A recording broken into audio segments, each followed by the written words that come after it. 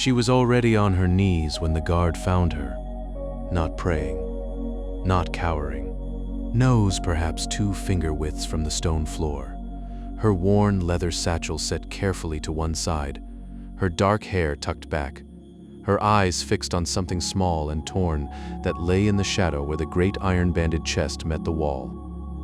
She had not heard the guard enter, or perhaps she had, and simply decided the thing on the floor was more important. The spear came down past her shoulder, like a bar of cold light. "You," said the guard, in the voice guards use when they have decided to be angry before they have finished deciding anything else. "Who are you? What are you doing in here?" Zoryana straightened slowly, without startling, the way a person does when they have been expecting to be interrupted and simply waited for it to happen. She turned to look at the spear, then at the man holding it. He was young, too young for the lines his frown was trying to make, and the leather of his armor was new enough that it still had some color in it. This was, she thought, probably his first real posting. He was doing his best. "My name is Zoryana," she said calmly, as if they were meeting at a market. "I was brought to Kaelmgrad on a matter of village land dispute. I arrived this morning. I have been waiting for my petition to be received since the second bell, and I became lost looking for the clerk's office." She paused. "This is not the clerk's office." The guard stared at her. "How did you get in here?" "This hall is locked. The door at the north end," she said, "was not latched. The wood has warped. It opens if you lean on the right side." She did not smile when she said it. She said it the way she might note that rain was coming, a piece of information, shared as a courtesy. Someone should tell the steward. The guard was still holding his spear at her shoulder, but his certainty had developed a small crack in it. She could see him working through the problem. She did not rush him. What she was thinking about, while he worked, was the thing on the floor. She had seen it from halfway across the hall, a small torn piece of fabric, half tucked under the foot of the chest, the kind of detail that would be invisible if you were walking with purpose and a full heart. She had not been walking with purpose. She had been watching the floor, the way she always watched floors, and walls, and the shadows where walls met floors. The colors had stopped her, a deep green and a rust red, laid out in a geometric pattern so specific and so old that she had felt something shift quietly behind her eyes, like a key turning. She had seen that pattern before. In the ritual garments of the Starodavni, the old believers who kept to the deep forest. The green was weld moss dye. The rust was wild matter. Those were not city colors. Those were not boyar colors. She had no idea yet what that meant. But the piece of fabric was now in her left hand, tucked against her palm, while her right hand rested visibly and openly on her knee. She was not hiding it exactly. She was holding it for later, the way you hold a thread when you want to know where it leads. The guard was saved from his uncertainty by footsteps. An old man came through the doorway, small, bent slightly at the shoulder, moving with the careful deliberateness of someone who had learned long ago that haste rarely improved things. His eyes, in a face that was all wrinkles and patience, were very sharp. He looked at the guard, then at Zoryana. And this was the thing she noticed, at the corner where the chest met the wall. "Leave us," he said to the guard. Very quiet, the kind of quiet that doesn't need to be loud because it has never needed to be loud. The guard left. He even remembered to take his spear. The old man stood and looked at Zoryana for a long moment. She looked back. "What did you find?" he said. "Perhaps nothing," she said. He almost smiled. Perhaps. Come, I'll make tea. His name was Sviatobor, and he made tea the way some men pray, with full attention, with no wasted motion, with a seriousness that made the act feel larger than itself. He had a small room off the hall that smelled of beeswax and old paper, and he set the clay cups on the table between them, with the careful placement of someone arranging something that mattered. He told her what he knew, or rather, she recognized this, because she knew how information was shaped by the people who held it. He told her what he had decided she should know. The Gramota of the lime tree was gone, a founding document, the original agreement between 3 princes and the forest councils and the elder villages that had held the peace of Lesovoya Zemlya for 40 years. Stolen from the locked chest in the council hall 6 months ago on the night of a great winter council. In that same night, Dragomir, one of the senior boyars attached to Prince Yaroslav's court, had been found outside the council grounds, beaten badly enough that he still walked with a tilt to his left side. He had not been able to say what happened, or had not been willing. The 3 princes had spent the 6 months since in a slow, terrible argument about who was responsible. Without the document, old land disputes had teeth again. Old grievances had room to grow. The realm was a piece of river ice in early spring, still holding, but with sounds in it. And the Leshy, Sviatobor said, wrapping his fingers around his cup. They have been walking in daylight, twice now near Lipovy Broad, once near Berkutovo. The forest is unsettled. He said this last part quietly, looking at his tea. When the forest is unsettled, everything else unsettles with it. Zoryana asked her first question. What did the guard's report say about how the thief entered the hall? Sviatobor told her. Through the north door. The same door she had come through.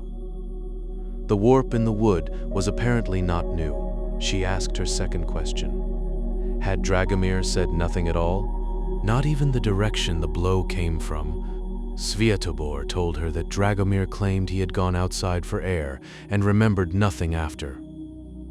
She listened to the shape of the sentence and said nothing further about it. Then she asked her third question. She set her cup down first. The night of the council, she said. Dragomir's personal guard, where was he?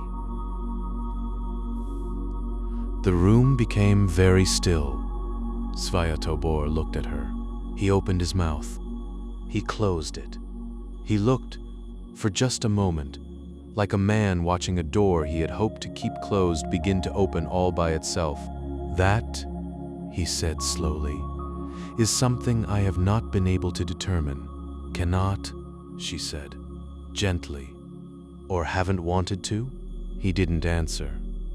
Which was, she thought, an answer. She walked through the empty council hall alone after that, while the evening light came gold and thin through the high timber windows. The hall felt larger without another person in it. Colder. The kind of cold that settles in stone and stays there regardless of season, honest cold. The cold of a place that has seen things it cannot unsee. She stood near the locked chest, at the very edge of her vision, behind the chest. In the narrow shadow between it and the wall, something was not where it should be.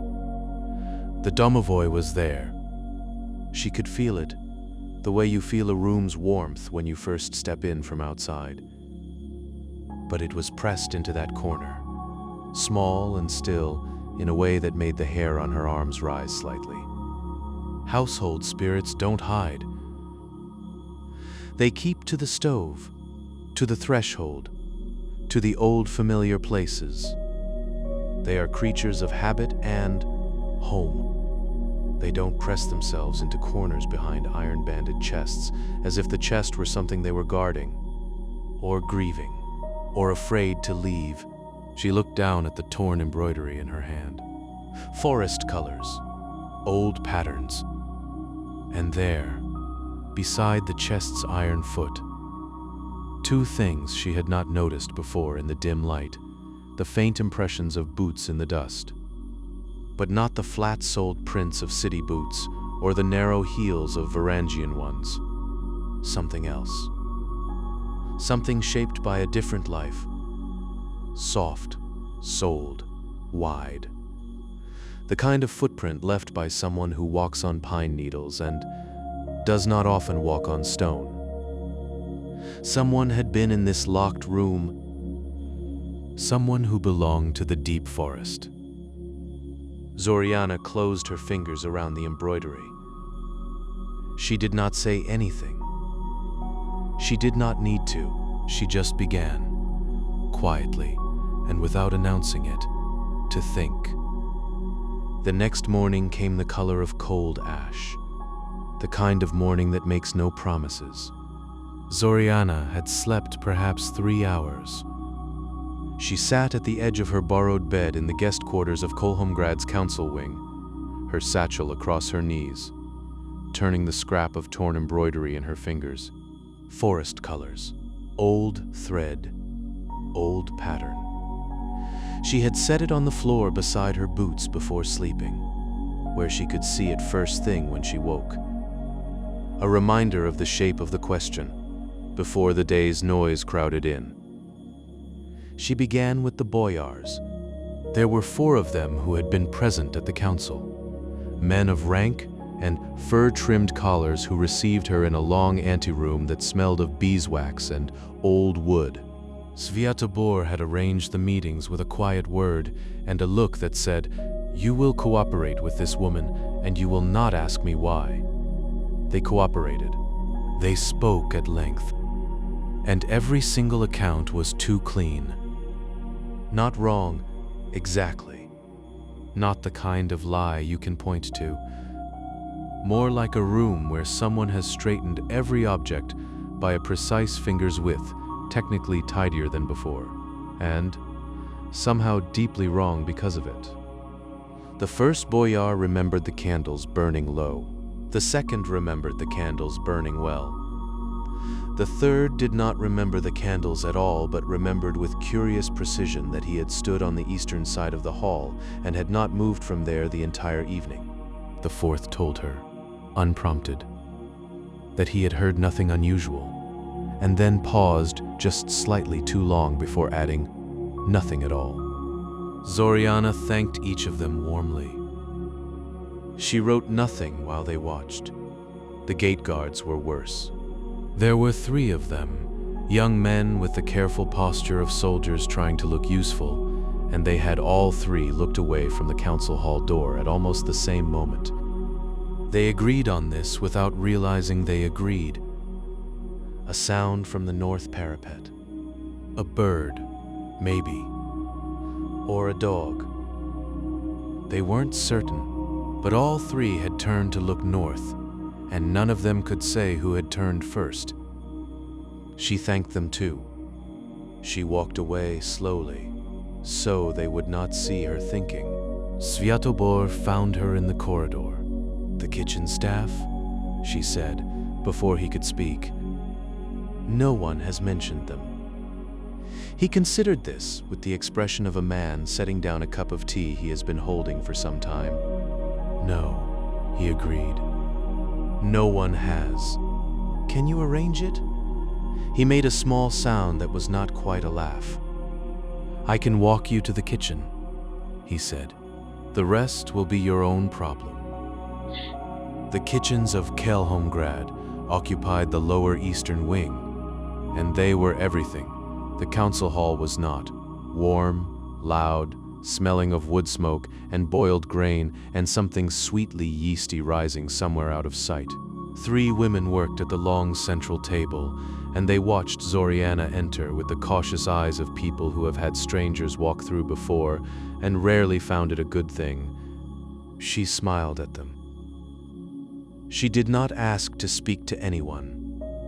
She simply took in the room slowly, the way she always did, until she found what she was looking for. Behind the bread shelf, In the corner shadow where the second oven's warmth collected, a child was watching her. Small, dark-haired, still as a cat that has decided not to run yet. Zoryana did not call out, she did not wave. She walked to the corner of the hearth, where the morning's fire had left a wide skirt of gray ash on the stone, and she sat down on the floor, not near the child, just near enough that the child could see her face clearly. Then she opened her satchel and set a piece of charcoal on the stones between them. She waited. The child, a boy, going by the rough-cut hair and the kitchen worker's smock, though something in the stillness suggested this was not the whole story, looked at the charcoal for a long moment. Then looked at Zoryana. Then came, one small careful step at a time, and sat down across the ash from her. Zoryana drew a boot shape in the ash. Simple, flat-soled, the kind a boyar's man would wear. The child looked at it without expression. Zoryana drew another beside it, narrower, with a heel, Varangian style. Still nothing. A third, soft-soled. She drew it as best she could, with a wide toe. The child, Vesna, though Zoryana would not learn the name for another hour, spelled out letter by careful letter in ash, looked at all three shapes. Then she took the charcoal from the stones and drew her own. Zoryana leaned in. It was narrow, soft, the toe wrapped, and gathered in a way that spoke of a different kind of ground entirely, not stone, not packed earth road, but something that shifted and caught and held. Pine needle ground, root-crossed ground, the soul of someone who lives where hard boots are a liability and silence is survival. Zoryana recognized it. She kept her face still, but her fingers pressed together once, briefly, in her lap. She drew a question mark, a shape she used for who, a hook with a dot, and held the charcoal out. Vesna took it. She thought for longer this time. Then, slowly, she drew a face, old, with a long beard suggested in 3 careful lines, and beside it, her own face, small and round, the lines of it simple but unmistakably self-aware, the way children draw themselves when they know exactly what they look like. And then she set down the charcoal and placed one hand flat against her chest, over her heart. The room was very quiet. Someone she knew, someone who had been kind to her. Zoryana looked at the drawing for a moment. Then she looked at Vesna. She did not push. She had learned, a long time ago, that asking the same question twice in one breath only shuts a door that was just beginning to open. Instead, she drew a small bird in the ash, just the outline, quick and light, and pointed to herself. Then she pointed to Vesna and drew another, slightly larger, beside it. Vesna looked at the 2 birds for a long time. Then, very slightly, she almost smiled. 2 birds, the drawing said. Yours and mine. I'm not going anywhere. That was when the door opened, loudly, and a large and cheerful presence arrived in the kitchen with the energy of a dog that has just remembered where it left a bone. Ha! There she is. The young man was broad-shouldered, copper-haired, wearing a scout's traveling clothes still dusty from the road and a grin that arrived several seconds before the rest of him. He spoke the Lesovoya tongue with a confidence that almost concealed a faint foreign rhythm underneath. Almost. Zoryana. The chamberlain's assistant said you'd be... He stopped, looked at the 2 figures sitting on the kitchen floor in the hearth ash. What are you doing? Talking, Zoryana said. On the floor, it seemed comfortable. He blinked. He was a person, she could already tell, who expected the world to be slightly faster than it was being right now. Right? Well, I'm Ratibor. Borislav's courier sent me ahead as observer, she said. A beat, observer, he agreed, without embarrassment, which she noted. He looked at Vesna. Then he did the thing she had been afraid he would do. He spoke louder, slowly. The way people do when they have decided someone does not understand and have decided wrong. Hello, boy. Did you see anything that night? Can you tell me? Zoryana stood up. She was not a tall woman, and she did not raise her voice. She simply stepped between them and let the quiet come with her, and something in it stopped Ratibor mid-word as effectively as a hand on his chest. She is not going to answer you like that, Zoryana said. And she is not a boy. He looked at her, then at Vesna, then back at her. Something changed in his face. Not embarrassment exactly, but a quick, genuine reconsideration, the kind that happens in a person who is capable of it when surprised. Right? He said, more quietly. All right. By evening they had reached an agreement, the two of them, the way two people reach an agreement when neither is willing to lose entirely, arm's length, wary, but pointed in the same direction. He wants answers fast, she had thought, when he laid out what Borislav's people were expecting. I want answers true. One of these things is possible. But before she could say it, the rider arrived. He came through the courtyard gate as the fire was burning its lowest, a man gray with road dust, his horse lathered past caring. He carried a sealed letter for Sviatobor, but everyone in the yard knew what it said before it was opened. You can tell, sometimes, from the way a rider sits, or doesn't sit, when the news he carries has weight. 10 days. Prince Borislav had granted 10 days for the return of the Gramota, or proof of its destruction. After that, he would consider the treaty dissolved and the silence of the other princes as a declaration. 10 days. Zoryana stood at the window of her borrowed room and watched the fire in the courtyard burn lower. She counted things she knew. She counted things she didn't. She thought about forest shoes and old bearded faces and a child's hand pressed to her own heart, protecting something she had not yet found the courage to name. 10 days. Somewhere behind her, the step outside her door creaked once under a familiar weight, and then was quiet. Ratibor had been told twice now that he could go back to his quarters. He was still there. She did not say anything about it. She just turned back to the window, and the fire, and the dark beyond the gate. 10 days, she thought. Then it begins, whatever it is. She had not decided yet whether his being there made her feel less alone, or whether that frightened her more. The midnight hour came to Kelhumgrad the way it always did in autumn, quietly, like a guest who has stopped asking permission. Zoryana had prepared the hearth herself.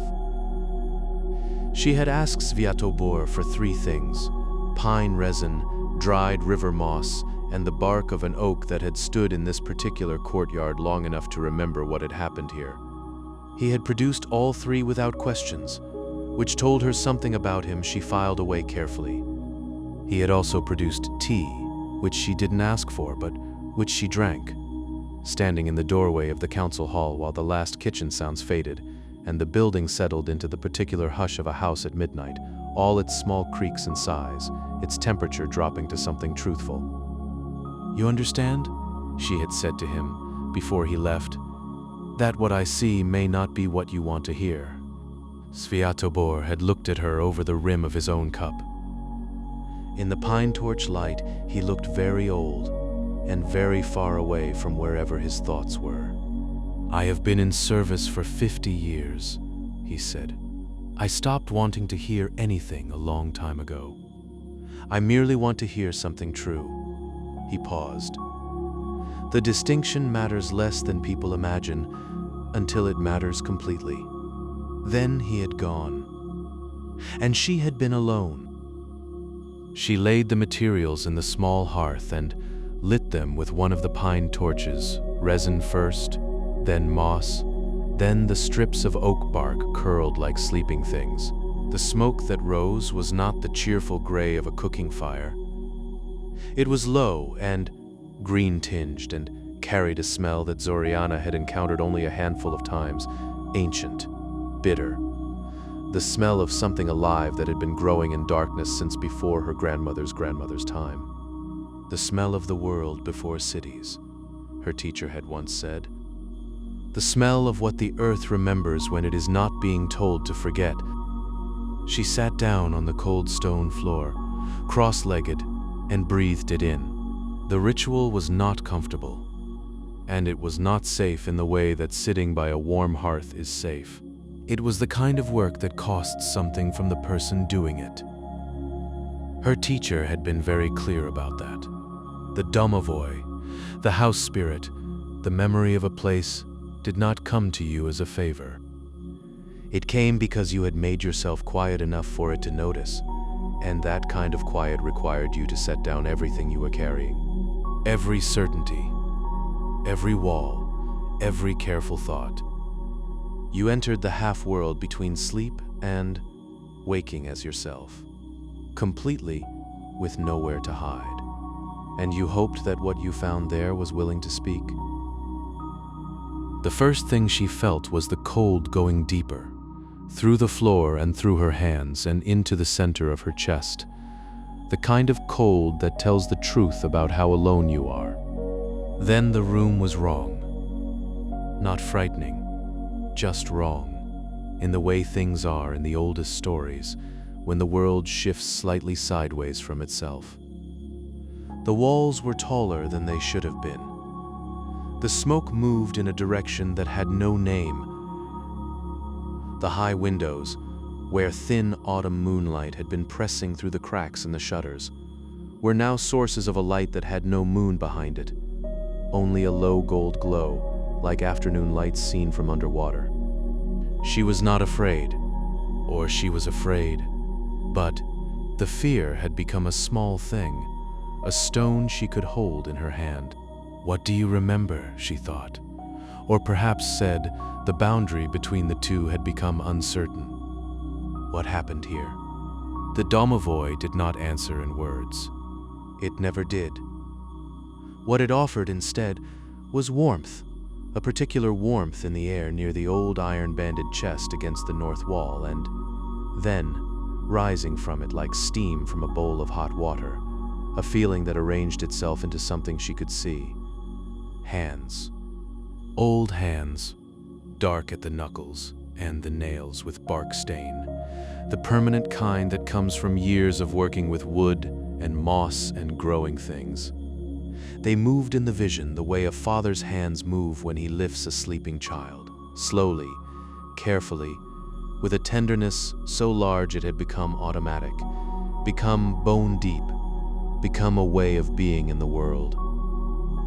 They lifted a rolled scroll from the iron-banded chest. They held it against the chest, the ribs, the heart for one long moment. Then they were gone. She waited in the gold-tinged dark. The image came again. The same hands, the same care, and again. 3 times, the domovoi showed her, old hands, bark-stained, lifting the scroll like something sacred, and then, on the 4th showing, something shifted. The hands were the same hands, and yet younger. Younger by 40 years, the knuckles smoother, the stain of a different kind, not bark, but ink. And the face bending over the scroll was not the old bearded face she had been building in her mind. It was a different face, A thin face, sharp-eyed, bent close to parchment by candlelight, writing with those same careful hands. Svyatobor, 40 years younger, writing, not stealing, drafting. The smoke shifted. The room snapped back to itself. The cold hit her like stepping into a river, and she was on the stone floor of the council hall in the dark, the fire nearly out, her hands shaking, a fever beginning to build behind her eyes like a slow tide coming in. He was there.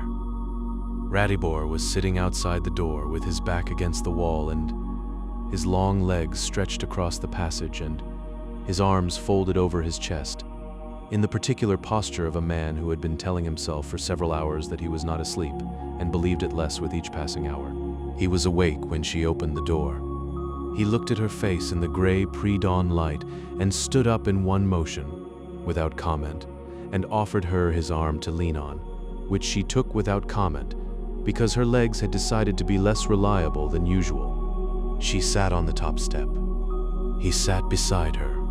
The morning was coming in through the high courtyard gate in a pale gold wash, birch light, the kind of early autumn morning that makes even stone walls look briefly like somewhere kind. Someone should have stayed, he said, after a while, looking at the gate. Through the night, he didn't say who should have. He didn't say any more than that. She looked at him for a moment, she noticed. Not for the first time, that he said the truest things sideways. I saw an old man's hands, she said. Bark-stained. He handled the scroll the way you handle something you love. She paused. And before that, the same hands, younger, and a different face, bent over the scroll by candlelight. Writing it. Ratibor was quiet. You think the old chamberlain is involved? He said. I think, she said carefully, that the man who took the scroll knew what was in it, and that the man who knew what was in it may have been the man who put those words there 40 years ago. She let that settle. I also think, she said, that Dragomir's beating and the scroll's disappearance happened on the same night, and that we have been treating them as one crime. Ratibor turned to look at her. Something moved across his face. Not surprise exactly. More like a thing he had been carrying in a locked room suddenly finding a window. You're saying they're not, he said. I'm saying I don't know yet. But one of them smells like old love for a place. And the other one smells like fear of being caught. She looked at him steadily. Those are different crimes. Different hands. He stared at her for a full minute. Then he leaned back against the wall and let out a long, slow breath and said something in his own language under his breath, which she didn't understand, but which had the sound of a door opening. They worked through it together on the cold stone step. As the morning light crept into the courtyard, two people building something carefully, each one adding a piece, neither remarking that they were building it together. Vesna found her in the afternoon. The girl appeared at Zoryana's elbow in the passage outside the kitchen without any warning, as she sometimes did, and pressed a piece of charcoal into her hand and pointed at the floor. Zoryana knelt. Vesna knelt beside her, close enough that Zoryana could smell the kitchen smoke in her hair. She drew quickly, with the confidence of someone drawing from memory, a thing she had been carrying for a long time and needed now to put down. Two figures, rendered in rough charcoal lines on the stone floor, but unmistakable. One, old and bearded, moving carefully in one direction, something rolled and long held against his chest.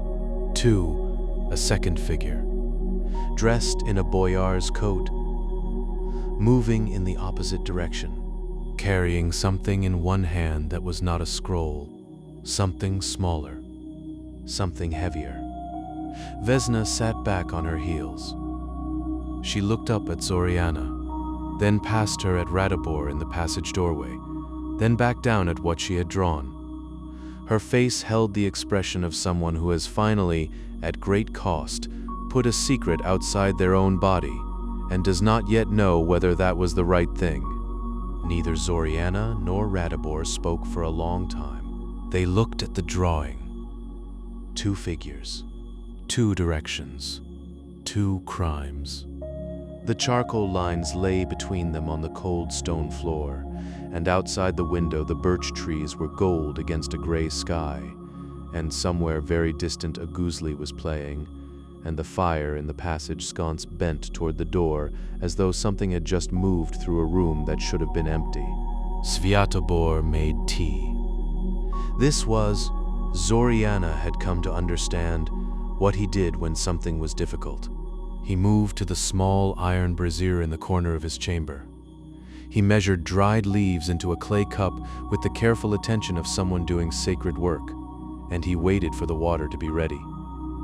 It gave him time. It gave him something to do with his hands. She had seen him do it 3 times now, and each time the thing they were discussing had been a little more serious than the last. She waited. Outside his narrow window, the birch trees stood gold against a sky that had gone the color of pewter. Evening was coming. She had maybe an hour of good light left, and she spent it watching him pour the water, and set the cup on the table between them, and lower himself into his chair with the slow care of a man whose bones had begun to make their opinions known. Then she laid the evidence before him. She did it quietly, not piece by piece, as a person might who wanted to frighten him, but all at once, the way you set a meal before someone who has been hungry for a long time. The embroidered token she had found caught in the iron latch of the chest's frame, deep forest work, old style, starodavny stitching in green and brown. The vision from the dream smoke, which she described in plain words without ceremony. An old man in the council hall. A bearded face she had not recognized at the time, but had spent a week placing. A man who moved like someone who knew exactly which floorboards would creak and which would not. And last, the name she had pulled from her mentor's oldest stories, a name her mentor had spoken with a careful sort of reverence, the way people speak of teachers who shaped them before they knew they were being shaped. Chestibor, she said. His name is Chestibor, and you know him. Sviatobor did not deny it. He sat for a long time with both hands around his tea and said nothing at all. The candle on the table between them burned steadily. The guzli leaned against the far wall in its shadow, and she could see now that the strings were worn in a particular way, the way they wore when someone played the same song over and over, the same 3 or 4 strings, a melody worked down to the bone. She waited. He looked older than he had yesterday. That was the only way she could describe it. Finally, he said, very quietly, I helped write that document. 40 years ago, I was young enough that my hands did not shake. She said nothing.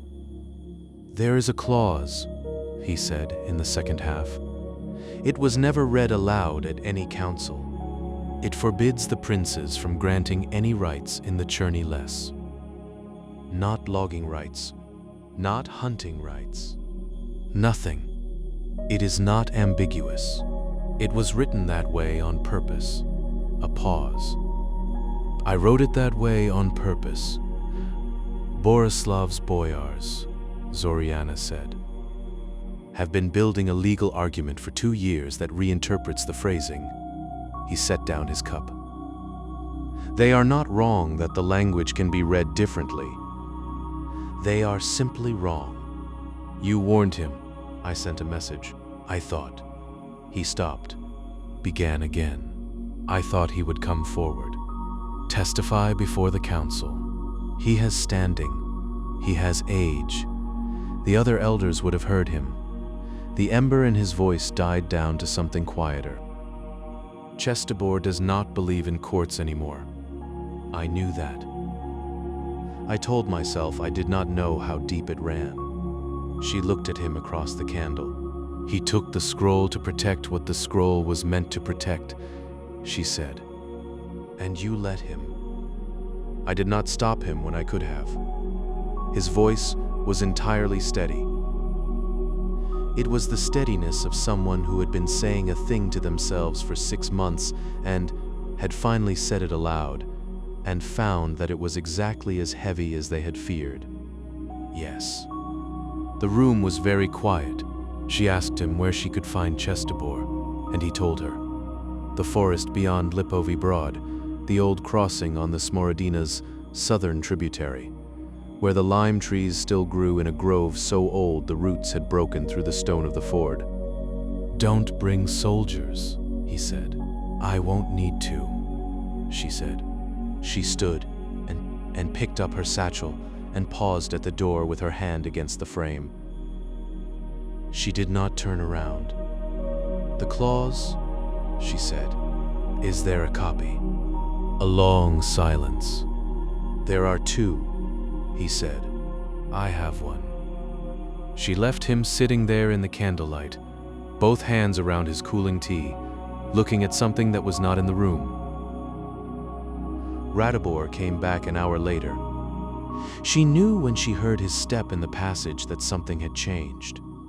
She had spent enough time near him now to know the difference between his ordinary movement, quick, a little loose, like someone who expected the floor to be friendly, and the way he moved when he was carrying something. He came into the small anteroom where she was working, and he did not say anything for a moment. He stood in the doorway. His face had a color she had not seen on it before. Stanimir, he said. She looked up, the handwriting on the letter. The one that drew Dragomir outside. He came in and sat down on the bench against the wall, heavily, the way a man sits when his legs have stopped cooperating. I spent 4 hours with the court documents.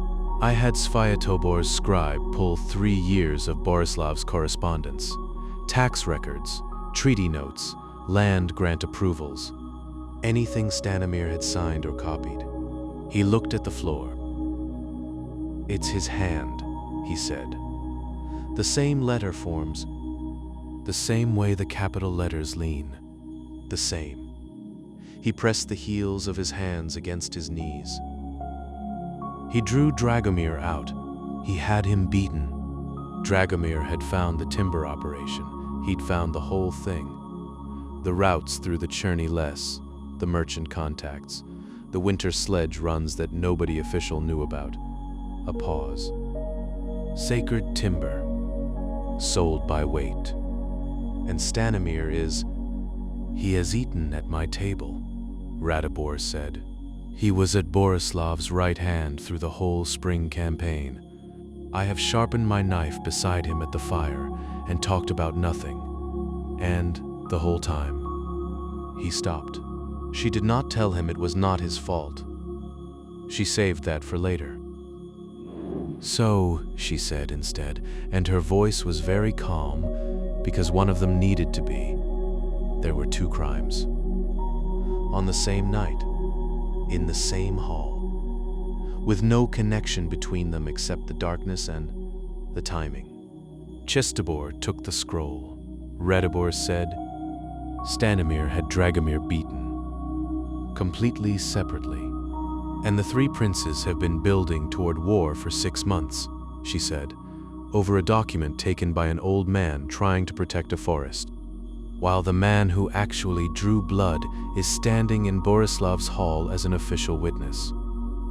The silence between them was enormous. Outside, the wind moved through the birch trees.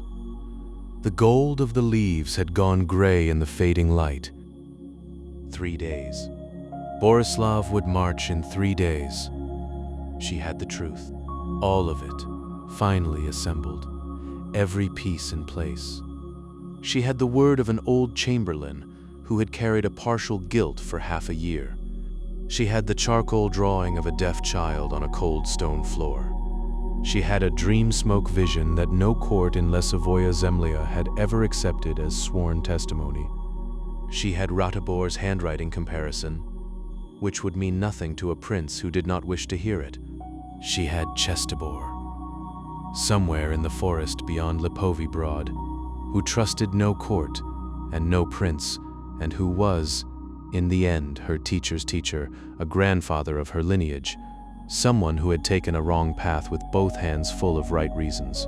She sat with all of it. Ratibor said her name, once, quietly. She shook her head, not unkindly. She needed him not to speak for a moment. He nodded and was silent, and that was the right thing. She reached into her satchel. Her hand found the piece of faded blue linen by feel. The way a hand finds something it has found 10,000 times before. She did not take it out. She simply held it through the cloth, the small, hard shape of it, the smooth, carved wood, the weight of a thing that had been with her since before she knew how heavy the world would eventually become. She sat in the dark with it in her hands, and for the first time in this whole long story, she looked frightened. She left before dawn, not because she had to. The council was not until midday, but she had learned, somewhere along the way, that there are decisions that can only be made on horseback in the dark, with cold air on your face and no one watching, and this was one of them.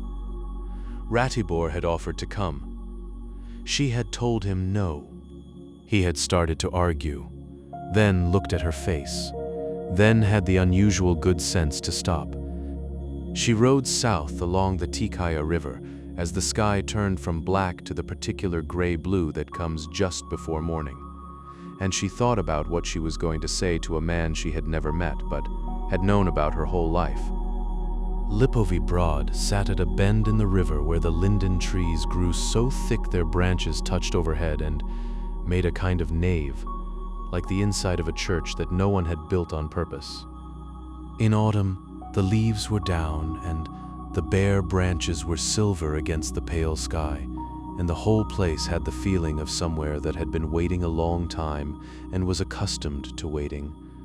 Chestibor was already there. He was standing at the water's edge with his back to the road, an old man, very tall, wearing a coat the color of wet bark. His hair was white and loose. His hands, when he turned at the sound of her horse, were the same gray-brown as the tree roots that curved down into the water beside him, bark-gray hands, as if the forest had been slowly reclaiming him for years and was nearly finished. His eyes were tired. Not angry, not afraid, just tired. The way eyes get when a person has been right about something for a very long time and it has cost them everything. I wondered, he said, how long before someone came. Sviatobor sent you a message, she said. He told me. Something shifted in his face. Not surprise. More like a man who had been carrying a stone, finding out the stone was heavier than he thought. He was not supposed to do that, Chestibor said. He was trying to make things right. She dismounted and let her horse find the grass at the water's edge. He has been trying to make things right for 6 months, in his own way. Which is also the wrong way. Chestibor looked at her for a long moment. Who taught you? She told him. The tired lines around his eyes shifted. Something that was not quite a smile, but lived near one, the way a winter sun lives near warmth without quite providing it. She was the best of all my students, he said quietly. She never lied to spare my feelings. It was infuriating. He paused. You have that from her? I have it from her, Zoryana agreed. He reached inside his coat and brought out a scroll wrapped in clean white linen. He held it for a moment before he offered it to her, not reluctantly, exactly, but carefully, the way you offer something you have held so long your hands have shaped themselves around it. Second page, he said. Third paragraph. The princes have been reading only the first page for 40 years. The second page forbids what they are trying to do, explicitly. It is not a matter of interpretation. His voice was measured, but there was something beneath it, like the sound a river makes when it is deeper than it looks. I have watched 2 winters of trees come down. I have heard the old things walking in daylight. I did not know what else to do. I know, she said. Knowing does not make it right. No, she said. It doesn't. He looked at the river. There is something else, she said. Her voice was gentle, but she did not soften what she was going to say, because he deserved the truth, and she was her teacher's student. Dragomir went outside the council grounds that night because someone sent him a note. In your name, a forged note. The silence that followed was a different kind of silence. A boyar, she said. Stanimir. He has been running a timber operation of his own in the Cherny Les. Dragomir had found out. The beating that was not connected to the scroll. It was Stanimir protecting himself, using the same night because it was convenient. She watched him understand it. She watched the weight of it fall on him, not the guilt of someone who had done it, but the worse guilt of someone who had been used as cover for something they had not chosen and would never have permitted. It was a particular kind of pain. She recognized it the way you recognize a key that fits a lock you carry in your own chest. I did not know, he said, very quietly. I know you didn't. Will you need me at the council? She looked at him for a moment. This old man with bark gray hands and tired eyes. This grandfather of her lineage, this person who had taken a wrong path with both hands full of right reasons. I hope not, she said. But I will send word if I do. He nodded once and looked back at the river, and she could see he was already somewhere else in his mind, back among the old trees, listening for things that most people had long since stopped being able to hear. She took the scroll and rode back north toward Kahomgrad. The great hall was full, all 3 princes. 24 boyars, guards along every wall. The tension in the room was like a bowstring drawn past the point it was made for, and had been for 6 months. And the hall knew it. Zoryana walked to the center of the floor and waited until the room was quiet. And then she spoke. She was not loud. She had never needed to be loud. She spoke the way she always spoke. Carefully, clearly, one thing at a time, and the room, which had been ready to shout for months, found itself listening before it had quite decided to. She put the scroll on the table. She unrolled it to the 2nd page and read the 3rd paragraph aloud in a clear, steady voice, and the room heard, for the first time in 40 years, the words that had always been there. She presented the charcoal drawings. She explained, briefly, how they had been made and what they meant. And then she said, "There is a witness." Vesna walked forward from the doorway. She was small, and her kitchen clothes were clean but plain, and she stood in the center of the most powerful room in Lesovoya Zemlya, with her spine perfectly straight and her dark eyes moving calmly from face to face. She found Zoryana's face and waited. Zoryana translated her hands into words. Carefully, accurately, the way she had practiced in the firelight the night before, until she was sure she was carrying Vesna's meaning without changing it. Vesna signed and Zoryana spoke, and what passed between them was the truth about a night 6 months ago that no one in this hall had yet heard whole. When she named Stanimir, she did not raise her voice. She did not need to. The name fell into the silence, and every head in the room turned. Radibor stepped forward from Borislav's side of the hall. He was not smiling. He said what he had found in a few short sentences, and he said it clearly, and he said it knowing exactly what it would cost him, and he said it anyway. He stood with his feet planted like someone who has made a decision and is finished second-guessing it. The room was not happy. Rooms that have been wrong for 6 months are never happy when they find out.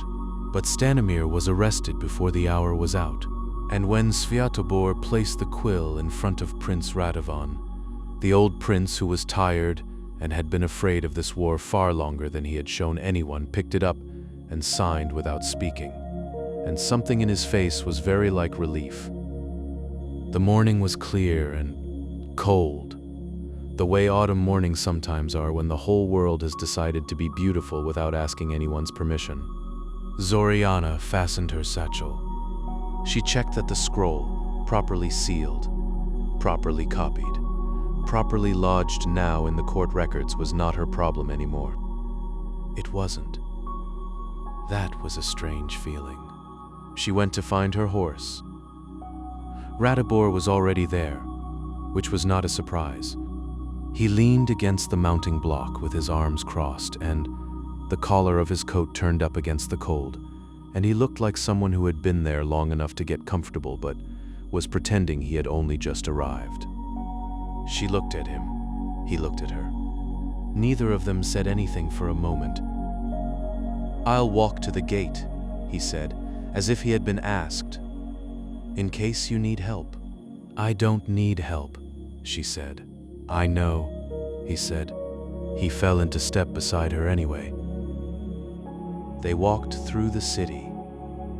The streets were waking up. Bread somewhere. Wood smoke. A gusli playing, faint, from a window above a market stall. At the gate, he helped her up. She did not need it. He knew she did not need it. She took his hand anyway. And when she was up, and there was no reason anymore for either of them to be holding on. Neither of them let go quite when they should have. She looked down at him. He was looking up at her. "Come back this way," he said. "In the spring." "I might," she said. She rode out through the gate. The city fell away behind her. The road opened up ahead, pale and quiet in the morning light. To the north, the Cherny Les stood dark and immense against the sky, old, patient, full of things that moved in the deep places and had their own long thoughts. But the Leshy, it was said, had stopped walking in daylight. The birch trees were gold on either side of the road. The light came through them in long, slow pieces. The air smelled of cold and pine and something green and distant, like the first breath of a world just waking. Zoryana rode. Her satchel was worn smooth at the corner. Inside it, wrapped in faded blue linen, a small carved bird rested against her side. She did not take it out. She did not need to. She rode on, and the road was quiet, and the trees were gold, and somewhere deep in her chest, in a place she had kept cold and careful for a very long time, something small and warm had begun to settle. Like a fire, just catching.